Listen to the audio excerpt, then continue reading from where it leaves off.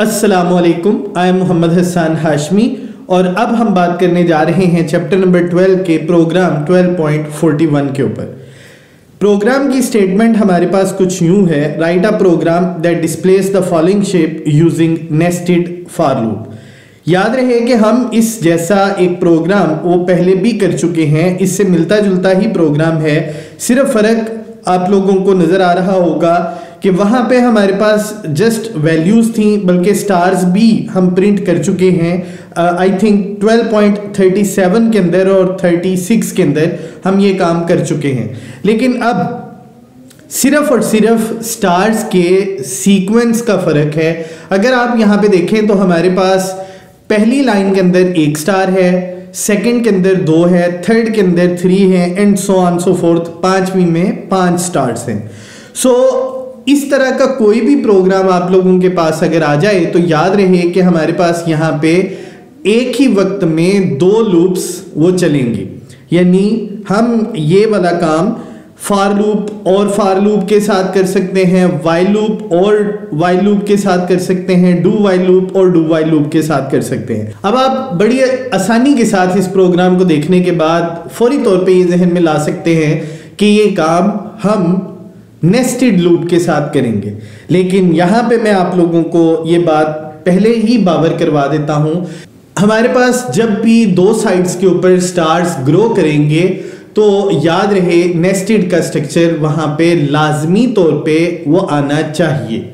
सो अगर हम इस प्रोग्राम की बात करें तो यहाँ पे आप देखिएगा कि पहली लाइन के अंदर सिर्फ एक स्टार है, लेकिन अगली लाइन के अंदर एक स्टार जो पहले ऊपर था वो नीचे तो आ रहा है, लेकिन वो राइट साइड पे भी जा रहा है। तो इसका मतलब है हम एक्स एक्सिस के ऊपर भी जा रहे हैं और वाई एक्सिस के ऊपर भी आ रहे हैं। तो हमें यहाँ पे 2 वेरिएबल्स रिक्वायर्ड होंगे ताकि 2 लूप्स चलाई जा सके।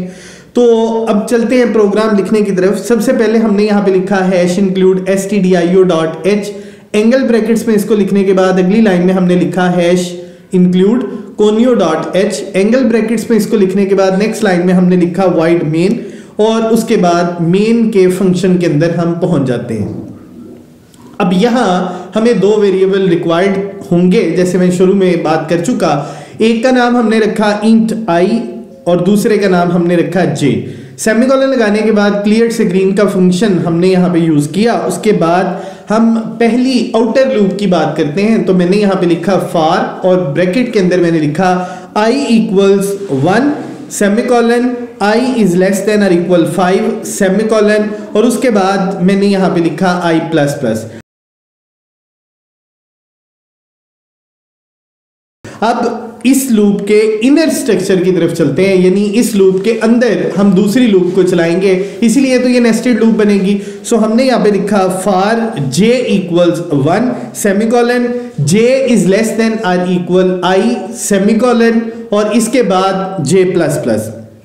प्रिंट एफ की स्टेटमेंट नेक्स्ट लाइन के अंदर हमने लिखी और उसमें हमने लिखा प्रिंट एफ के अंदर डबल कोटेशंस के अंदर स्टार और एंड पे हमने सेमीकोलन लगा दिया। अब इस लूप से बाहर आके हम आउटर लूप के अंदर लिखते हैं प्रिंट एफ \n और उसके बाद गेट ch का फंक्शन लगा के हम प्रोग्राम से क्विट करके बाहर आते हैं। अब मैं वापस चलता हूं प्रोग्राम की वर्किंग के ऊपर और आप लोगों को यहां पे समझाता हूं कि हमारा ये प्रोग्राम वो किस तरह से चलेगा और किस तरह से अपनी आउटपुट को वो डिस्प्ले करेगा। सो सबसे पहले अगर हम देखें तो हमारे पास यहाँ पे 2 वेरिएबल्स आ चुके, और क्यों आए उसकी वजह मैं पहले बता चुका हूँ कि हमारे पास एक साइड पे तो वैल्यूज वो बढ़ रही हैं एक्स एक्सिस के ऊपर, जबकि दूसरी साइड पे वैल्यूज वाई एक्सिस के ऊपर वो बढ़ रही हैं। तो ऐसी सिचुएशन में हमें 2 वेरिएबल्स रिक्वायर्ड होंगे, तो मैंने यहाँ पे 2 वेरिएबल i और j के नाम से लिखे हैं।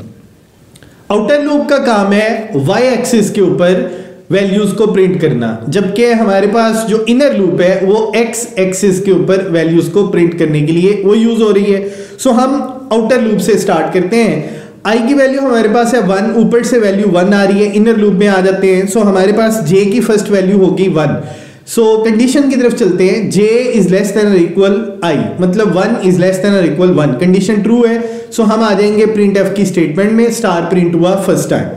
अब उसके बाद हम लूप से वापस कंडीशन की तरफ जाते हैं, तो j इज लेस देन और इक्वल 1, मतलब j की वैल्यू में 1 का इजाफा हुआ, जे की वैल्यू हो गई 2, 2 इज लेस देन और इक्वल 1, कंडीशन फॉल्स है, हम लूप से बाहर आएंगे और आउटर की तरफ चले जाएंगे।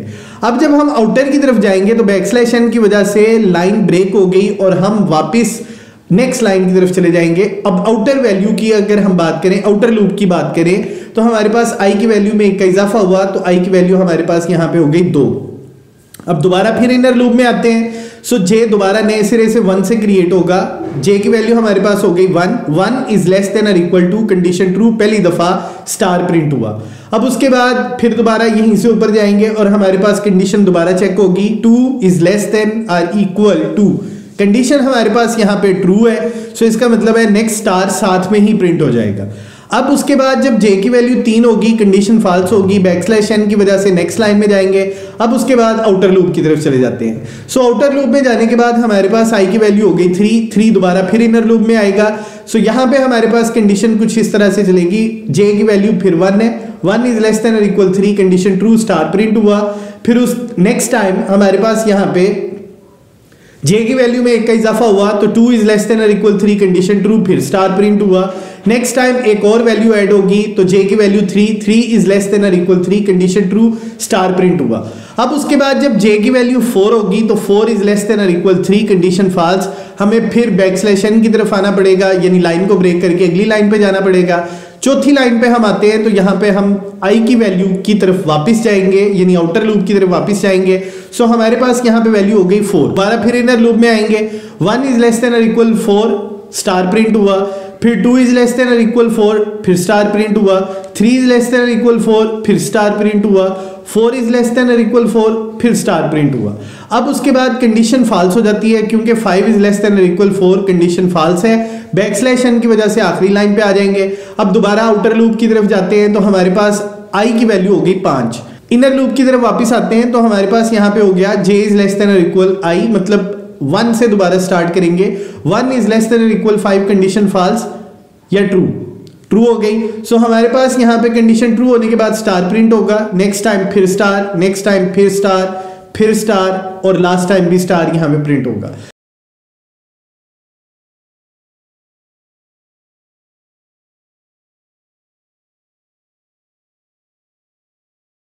अब जब हमारे पास यहाँ पे 5 दफा स्टार प्रिंट हुआ, तो कंडीशन को चेक करते हैं, 6 इज लेस देन और इक्वल 5, कंडीशन फॉल्स। हम इनर लूप से बाहर आके आउटर की तरफ चलते हैं, तो जब हम आउटर की तरफ गए तो वहां पे पहले ही वैल्यू 5 पड़ी हुई है, अब हम उसमें 1 का इजाफा करेंगे तो 6 हो जाएगा। 6 इज लेस देन और इक्वल 5, कंडीशन फॉल्स, हम आउटर लूप से भी बाहर आ जाएंगे।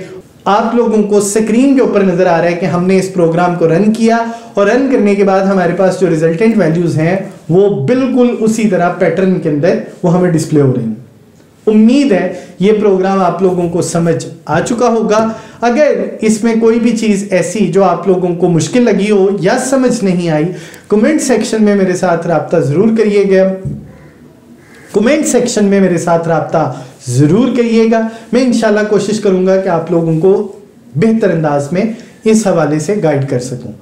दुआओं में याद रखिएगा, अपना बहुत ख्याल रखिएगा। अल्लाह निगहबान।